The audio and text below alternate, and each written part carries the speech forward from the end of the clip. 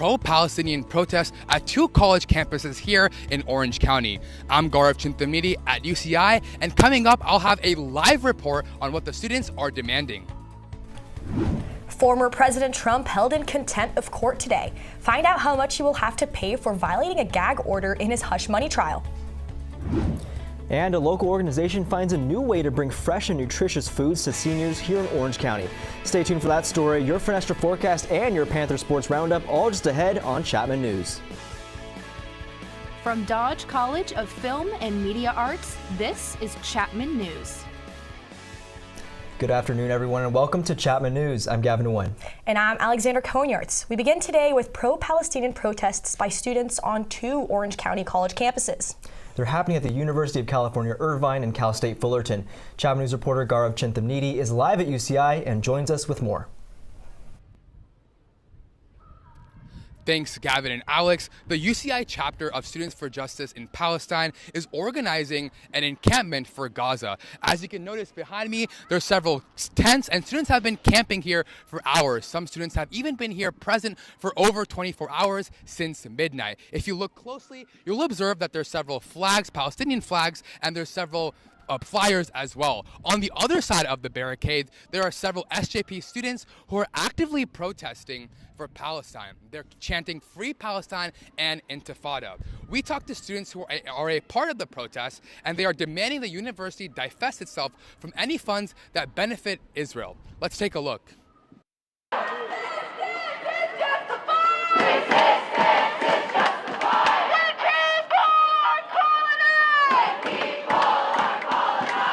Irvine students set up tents, posters, and flags on the physical science quad and were supported by local community members who provided food and water to the students. Get close! Divest! We will not stop! We will not rest! At around 7 in the morning, law enforcement arrived on campus to set up barricades. UCI SJP leader and media liaison Sarah Khalil explained to me the organization's interaction with the police. If we wanted to go out to use the bathroom, they would tell us no. If we wanted to bring in snacks or water, they would not even allow it.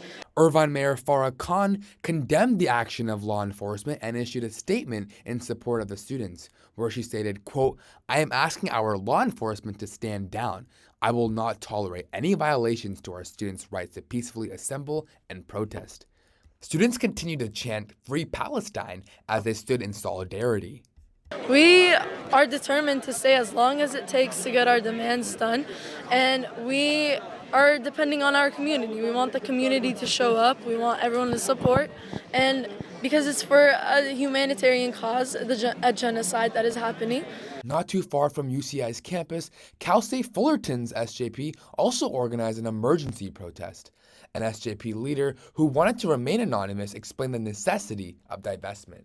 Our goal is obviously to have our universities divest fully, because why do we want to pay tuition and get an education at the cost of other people dying? That's not okay. Over 100 people attended Fullerton's protest, including mostly students and some faculty. Communication professor Dana Cloud expressed the importance of faculty members attending student protests. Faculty and members and community should come out and show numbers to be in the force of numbers that the students are organizing, so that the university administration, the national administration, Netanyahu, the international community, that everybody will take notice of our voices. The students here said that they will continue their protest indefinitely. Now, Chapman News contacted OC Hillel this morning for a comment, and that is an organization supporting Jewish students and has chapters at CSU Fullerton, Chapman University, and UCI. We did not receive a response to our request for a comment.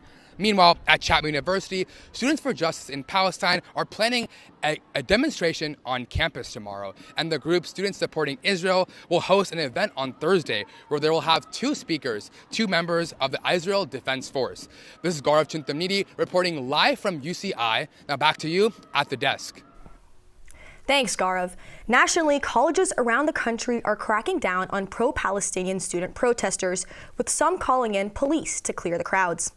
Administrators at Columbia University suspended the lead negotiator for the student protesters and threatened expulsion for others this morning after demonstrators occupied an administrative building on campus today. This comes after protesters missed yesterday's university deadline to vacate the encampment. In Los Angeles yesterday, protesters at UCLA entered a building while chanting "Free Palestine." Some school administrators called for police to get involved. At USC, officials canceled its commencement ceremony, citing fears that with over 60,000 people on campus, tensions could escalate quickly. In Texas, over the weekend, state troopers dressed in riot gear used pepper spray on protesters at the University of Texas campus in Austin. 6 people were arrested. Officials say they had no connection with the school. These moves come as allegations of anti-Semitism surround the protests. The White House says if the protests are peaceful, they should be allowed to continue. We have to be able to allow Americans to peacefully protest within the law. That is important, and that's what the president wants to see. Amid the escalating tension as graduation ceremony approaches, many colleges around the country are still weighing what to do about possible protests at commencement ceremonies. Meanwhile, the U.S. is pressuring Palestinians to strike a ceasefire deal with Israel, but Israeli Prime Minister Benjamin Netanyahu says he will continue with plans to attack the southern Gaza city of Rafah. Netanyahu says that his military will launch an operation in Rafah whether or not a ceasefire deal is reached. The exact details of the latest ceasefire proposal are unknown, but sources say Israel recently offered to lower the number of its hostages that it wants Hamas to set free. In return, Israel would release hundreds of Palestinians from its prisons over a 6-week period. United States Secretary of State Antony Blinken called the ceasefire proposal, quote, extraordinarily generous. He is set to visit Israel later this week. An investigation continues in Charlotte, North Carolina after 4 police officers were killed and another 4 wounded in a shootout with a suspect. Authorities say a U.S. Marshal Fugitive Task Force was attempting to serve a warrant at a residence yesterday when the suspect began shooting at them from inside the house. The suspect was shot and killed by police. He was later identified as Terry Clark Hughes Jr. The 4 law enforcement officers killed include 3 deputy U.S. Marshals and a member of the Charlotte Police Department. 2 other people were arrested in connection with the incident. A new homeless shelter set to open in the city of Orange is drawing backlash from some residents. The Illumination Foundation, a nonprofit based in Southern California, is the organization converting a 6-bedroom home into a temporary shelter in Orange's El Medina neighborhood. The shelter is designed to house up to 6 families of 5 for 90 days while they find permanent housing. Some residents in the neighborhood say there has been a lack of communication from the foundation, and they have questions about zoning issues, occupancy levels, and a possible increase in crime. Many of them, like Orange resident Helen Smith, have voiced their concern on social media and at city council meetings. Obviously, we prefer that they all don't move in.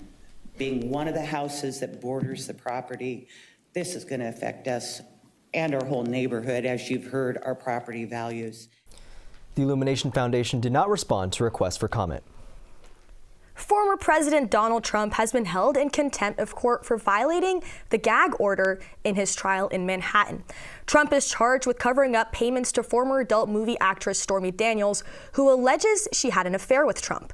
The trial judge today said the former president has violated the gag order 9 times and fined him a total of $9,000. The judge also warned Trump could be locked up if he continues to ignore the gag order. The former president was not happy with the judge's ruling and made a lengthy statement outside the court. At least we're getting the word out, and everybody knows this trial is a scam. It's a scam. The judge should be recused, and he should recuse himself today. It's the most recusable judge I've been. It's called recusal abuse, and he should recuse himself today. And maybe he will. Maybe he will. Maybe he'll do the right thing. Testimony in the trial resumes today with Keith Davidson on the stand. He is the lawyer who negotiated payments for Stormy Daniels and another woman, whom prosecutors say received money in exchange for keeping quiet about affairs with the former president. Former Chapman University Law School Dean John Eastman is facing more charges in connection with his role in attempting to overturn the 2020 presidential election results. Last week in Arizona, Eastman was charged with conspiracy, fraud, and forgery. Prosecutors allege he and other close advisors to former President Trump attempted to change the outcome of the election in Arizona, a key battleground state that was won by President Biden in 2020. Eastman denies any wrongdoing. He has also been indicted in the state of Georgia, and last month, a judge recommended he be disbarred and prevented from practicing law here in California. Eastman is appealing that recommendation. The U.S. government is receiving backlash from online influencers for a new law that could ban TikTok. Last week, President Biden signed a bill that could ban the app nationwide if the Chinese company that owns TikTok doesn't sell it within the next year. The law gained bipartisan support from both the House and the Senate after it was included in the foreign aid package to Ukraine and Israel. TikTok's parent company, ByteDance, says it will not sell and promises to sue the U.S. government, saying that the new law violates its users' free speech rights. In other tech news, a group of 4 U.S. senators has introduced new bipartisan legislation that is focused on AI. The Future of Artificial Intelligence Act calls for the development of standards for AI use and would establish the U.S. AI Safety Institute. Lawmakers also want to examine how to prevent the use of AI to launch cyber attacks. Wired senior writer Will Knight says that it is an important point. The more immediate risks are things like these tools being used to craft cyber attacks or to power misinformation campaigns.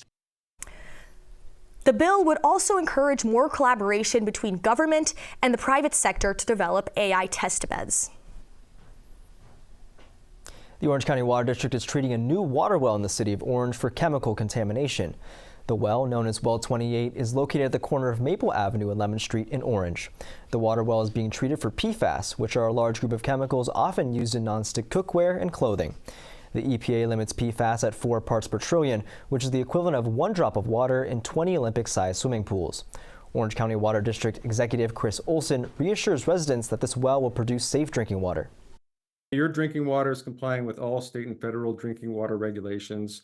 And this Well 28 site that we all know, that's familiar to you, is going to have the same treatment, and it's going to have the same high quality water being served to customers when the project is complete.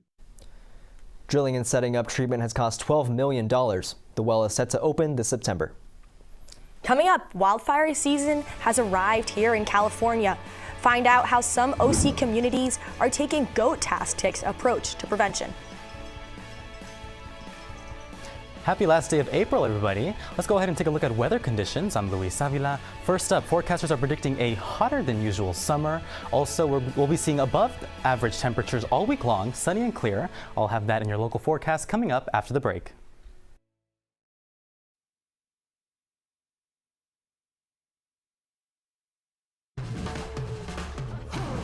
When you adopt a shelter pet, you discover their unique mix of all kinds of traits. Where'd Wiley go? Where's Wiley? Ah, there she is. Paw? Do you remember being an ancient wolf? Do you ever feel the call of the wild? You're a renegade cop, and I'm a con woman with nothing to prove. But together, we could really solve this murder. They're a little bit of a lot of things, but all of them are pure love.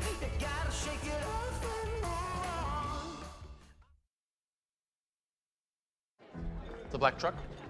Hey, Christina from accounting. Yeah, hi. Hey, I used to date a girl named Christina. Oh, really? Yeah, and then she dumped me for my best friend. You want to see some photos of them that I took? I don't. I thought we talked about this, buddy. Buzz and overshared again? Yeah. Yeah. I'm gonna call a car. That's a smart idea. So yeah, I know, that's why I did it. Hey, you're gonna get back to the top of the mountain. Does that mean I'm gonna get back with Christina? No. Oh. No.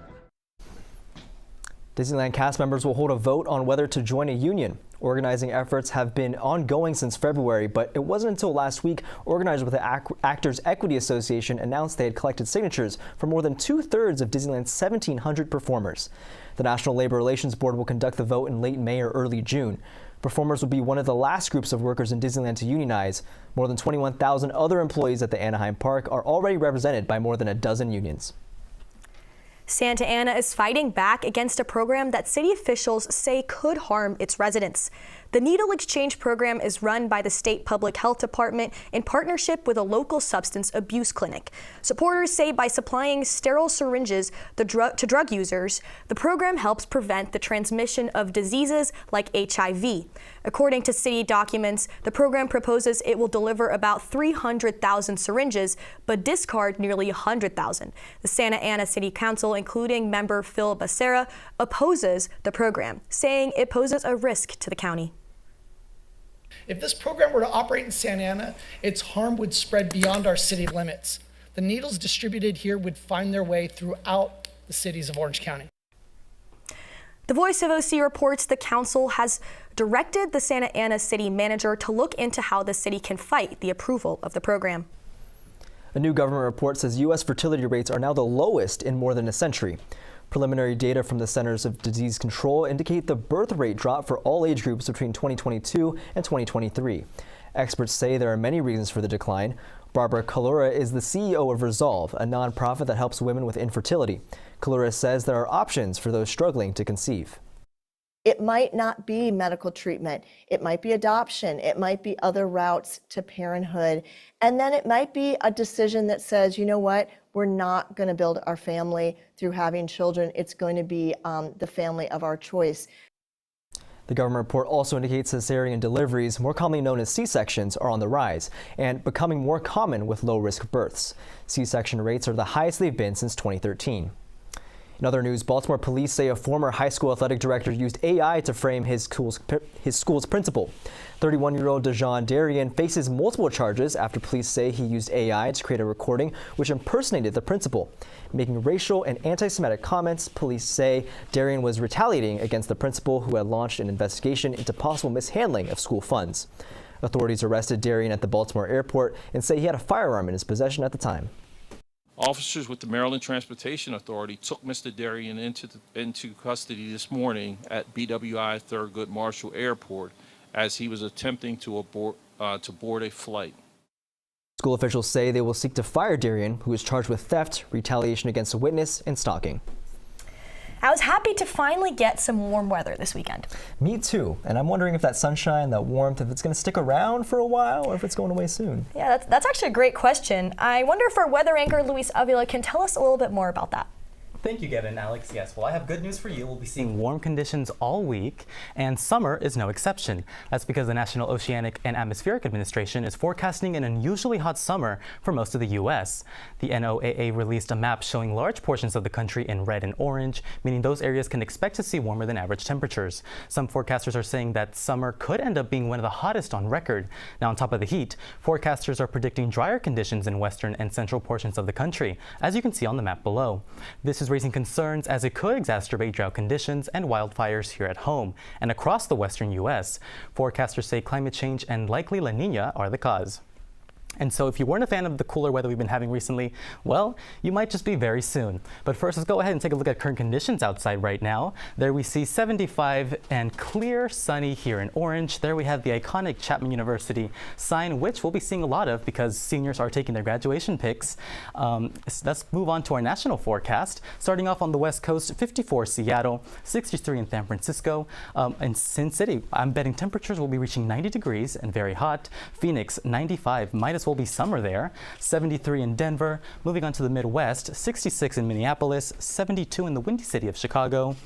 Down south, Houston 84, Atlanta 76 and rainy, Miami 85 degrees and humid. Moving on to the northeast, cloudy skies in DC 85 degrees, and New York, the Big Apple 66 degrees. Now zooming into our local OC forecast, temperatures mostly along the coast in the upper 60s, 70 in Newport Beach. Further inland, 75 Westminster, 74 in Irvine, 73 in Mission Viejo. Now the reason for these above average temperatures is this area of high pressure that is sitting right above our region, which is contributing to all those warm temperatures. As you see, this system tends to spin clockwise, and so all that air that reaches us has to pass through all this land, all this desert that tends to warm it up, and hence the warmer temperatures. Now moving on to our 5-day Fenestra forecast. Again today, sunny and clear, 76. Look at that. Throughout the week, sunny and clear conditions. You're welcome. We'll see a slight dip on Wednesday, 74 degrees, but right back up again on Thursday and Friday. And the weekend will also see a slight drop, maybe some clouds on Sunday. Now, I just want to take a little moment to say thank you to everyone who has supported me here on Chapman News,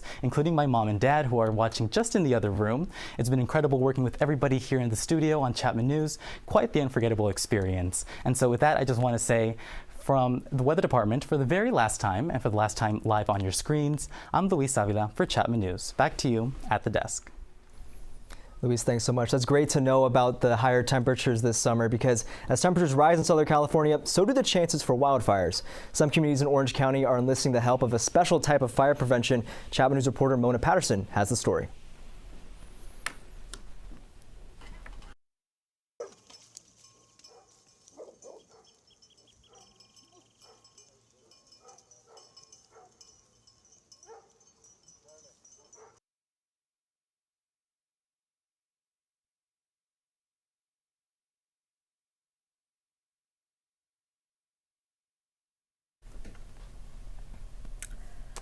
Sorry, it seems like we had some trouble with that video here, but we have Dan. Watch out! New firefighters are in town, and these four-legged friends are grazing their way through fire season.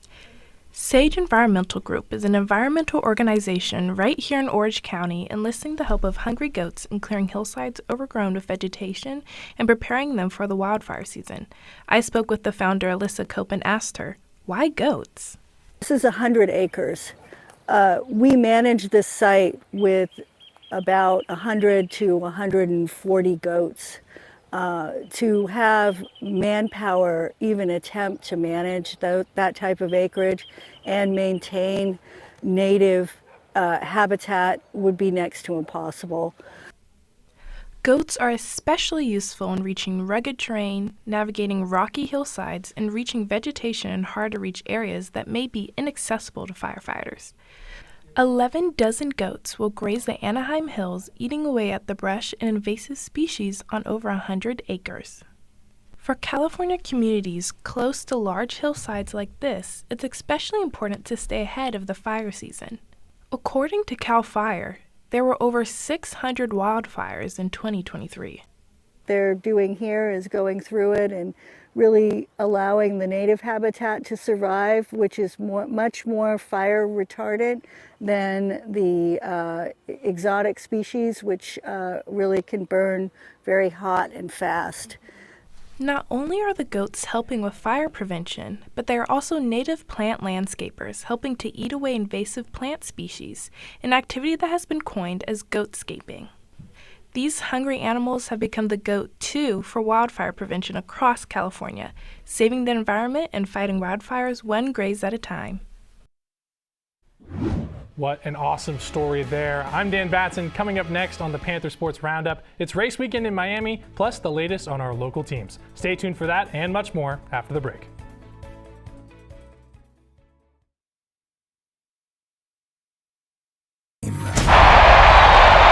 Adrenaline coursing through your body, and you are calling the shots.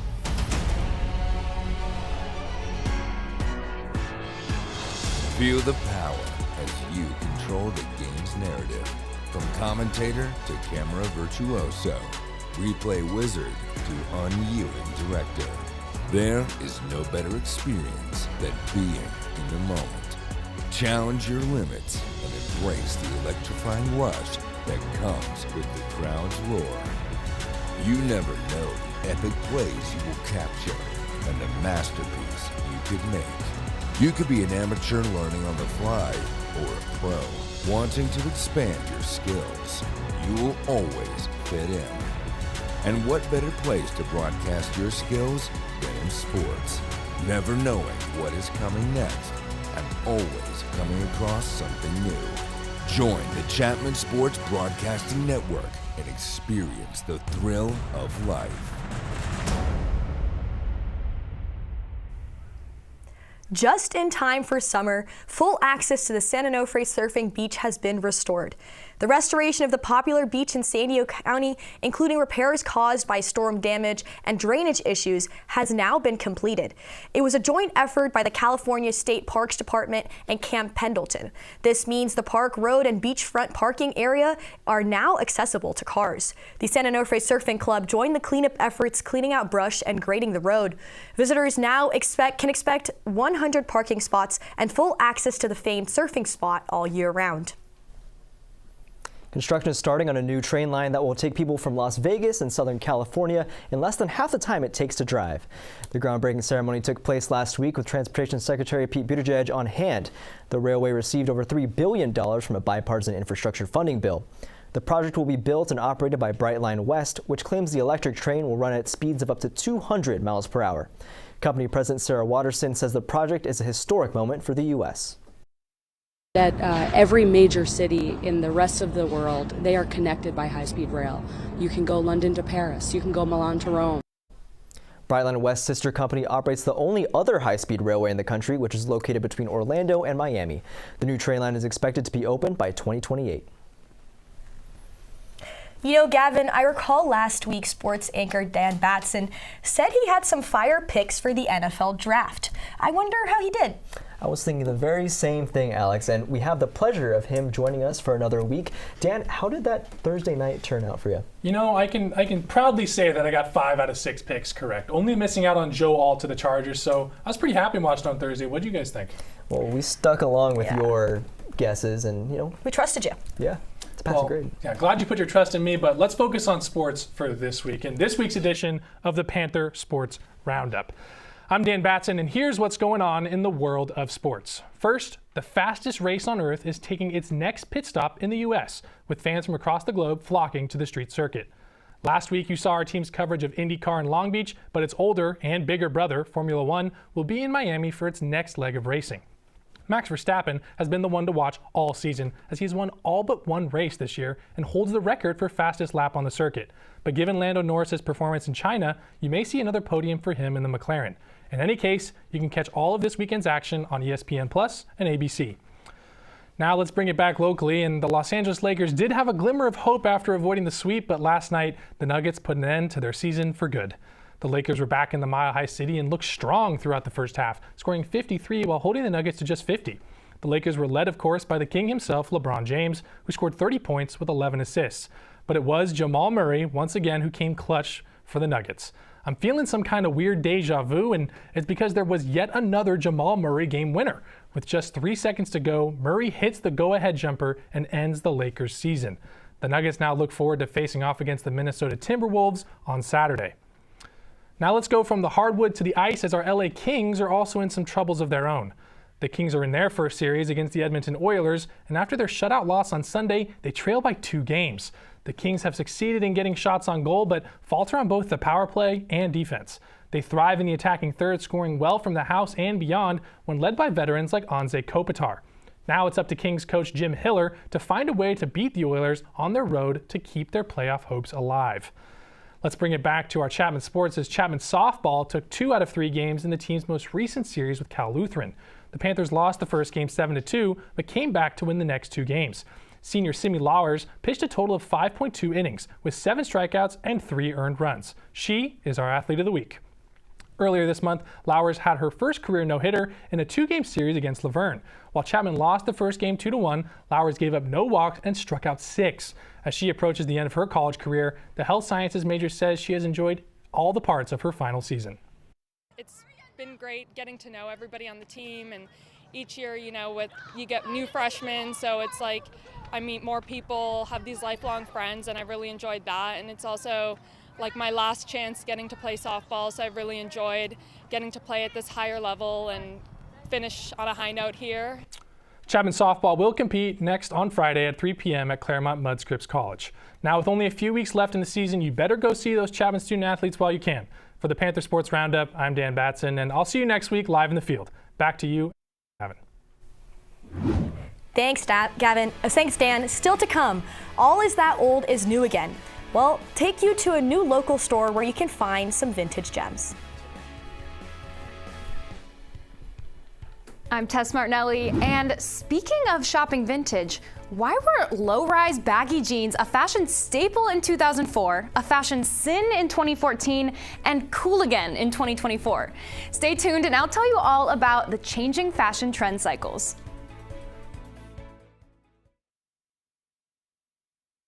When I was your age, I was just like you, fascinated by stars.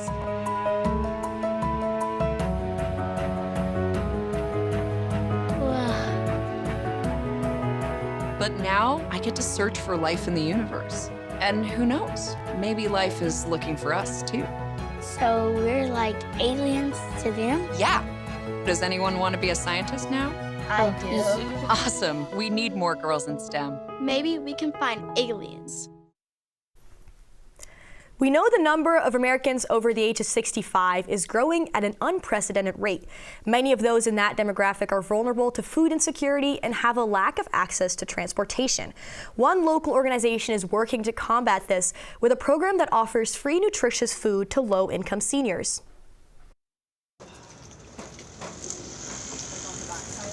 Volunteers like Sandy Coles gather bright and early on weekday mornings to load up Granny's Market, a traveling refrigerator truck that distributes nutritious food to senior living facilities and community centers. And they're so thankful because it may be some of the only healthy and nutritious food that they get. And so we're trying to make sure that they have those opportunities to get that. Granny's Market is the second vehicle in Second Harvest Food Bank's Park It Market program and has been running for almost a year. It was named after Marianne Schullerman, who had the nickname Granny. Her family's donations helped create the program. For Sandy, who has been volunteering at Second Harvest for nearly a year and a half, working at the mobile Granny's Market is a full circle moment. She says distributing the food has been her favorite part. See them actually receive the food, because when you're in the distribution center, you don't get to see the people that are receiving it, but this way I do, and I get to hand it straight to them. Marianne Lagman, volunteer coordinator and team lead at Granny's Market, says the goal is to bring fresh produce and other shelf-stable items to communities that otherwise might not have access to local supermarkets. It's very important to have a Park It Market trailer going out to different community centers or living facilities, only because we don't want anybody to feel as if they are unable to provide for their families. Granny's Market is not only a place for those in need to pick up nutritional necessities, but also fosters a sense of community. Engaging with them at the distribution sites, it's really encouraging to see how happy and excited they are. As soon as the trailer comes rolling up, they see the big, Granny's Market sign or Second Harvest Food Bank logo, and it makes us really happy knowing that our purpose and our mission is really being carried out throughout the community. The Park It Market operates 5 days a week and gets fresh food to around 2,500 local seniors each month. You can visit feedoc.org-need food to find a distribution site near you, or feedoc.org-get involved if you're interested in volunteering at Second Harvest. In with the old and out with the new, it's a common trend preferred by many consumers these days, as vintage is making a big comeback. One new small business near the Chapman campus is hoping to capitalize on that trend. Located near the historic Circle here in the city of Orange, Groovy Ghost Vintage sells everything from clothes to records, magazines, and even arcade games. Gretchen Davey and Steve Molina opened the store just under 6 months ago. For Davey, one of the best parts has been seeing the way the store can bring together the community. I love the Old Town community. It has been so crazy meeting everyone. I have people come in every day who are regulars. They walk their dogs, they walk just day to day to go get coffee, and I've met so many people, and they've all been so supportive of having a vintage shop versus a restaurant. Groovy Ghost products are sourced from both regular dealers to people looking to give something old a new life. A lot of people want to throw stuff away, but we're hoping to give new life to things and hoping to extend that shelf life instead of that cheaper item that you find online now. Davey and Molina say Groovy Ghost Vintage's style was inspired by the 1950s right up to the start of the 2000s. Luckily for my role as a news anchor, I know what I'm expected to wear most of the time, but outside of that, I have no idea what I'm doing. I know, right? Plus, there's constantly so many fashion trends we're expected to follow. Chapman News reporter Tess Martinelli joins us live in studio with more on what we can expect from the latest trends. Thanks, Alex and Gavin. And I know what you guys mean. As you can see from this timeline of jean trends beside me, fashion trends are constantly in flux. In fact, a common rule of thumb for fashion is that trends reemerge about every 20 years. But in recent years, the trend cycle has become inundated with micro trends, which are fad-like trends that come and go in a matter of months or weeks. So as you can see on the jeans example, the 20-year turnaround still exists, but several other variations found their way into the cycle. Micro trends encourage overconsumption and waste, which have devastating impacts on the environment. So let's take a microscope to these micro trends to learn why they're so popular. First, the fast fashion industry. Fast fashion brands mass-produce trendy items at low prices and even lower qualities. The COO of Shein, a popular fast fashion brand, said that Shein released 700 to 1,000 new items each day in 2022. Their business model works because it makes trendy clothes accessible. But it's not without major issues. The fast fashion empire is built on the labor of exploited sweatshop workers, and according to the UN Environment Program, contributes to 10% of global carbon emissions. But fast fashion wouldn't have its heels dug into society without social media. The viral nature of apps like TikTok can transform tiny trends into cultural phenomenons overnight. But what rises quickly falls just as fast, which is why the clean girl, mob wife, and siren looks have already come and gone just this year. These micro trends can be a fun way to try out new styles, but ultimately they contribute to consumerism, waste, and negative environmental impacts. Luckily, there are ways to explore your personal style while being conscious of how you consume. The most effective step is to simply buy less and focus on repurposing your clothes. You might also consider buying secondhand from local thrift stores or through sites like ThredUp and Poshmark. And finally, if financially available to you, consider supporting brands that follow more ethical and sustainable manufacturing practices. And in the process, you might find a style that feels more authentic to you than the micro trend of the week. This is Tess Martinelli. Back to you at the desk. Thank you so much, Tess, for that interesting report. That's it for this edition of Chapman News. I'm Alexander Cohen-Yards, signing off for the last time. Thank you for watching. And I'm Gavin Nguyen, also signing off for the last time here on the Anchor Desk. Be sure to follow us on Instagram at Chapman News and on YouTube at chapmannews.tv. And join us again next Tuesday for our final newscast of the semester.